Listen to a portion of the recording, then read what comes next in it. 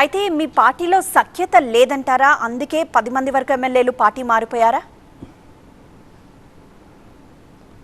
పార్టీలో సఖ్యత మీద పార్టీలు మారుడు ఉంటుందండి.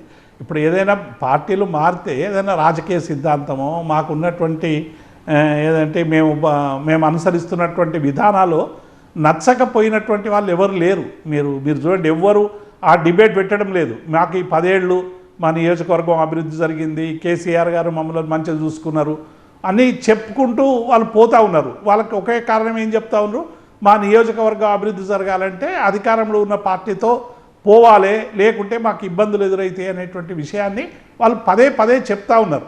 కాబట్టి పార్టీలో ఐక్యతకు సంబంధించినటువంటి అంశం కాదు. వాళ్ళు ఒక 10 ఏళ్ళు 5 ఏళ్ళు ప్రతిపక్ష పార్టీలుగా ఉండి ప్రజల పక్షం ఉండి పోరాడేటువంటి ఒక చైతన్యాన్ని లేకపోవడం వల్లే ఇవాళ రకరకాలుగా పార్టీ నుంచి కొంతమంది పోతున్నటువంటి మాట వాస్తవం.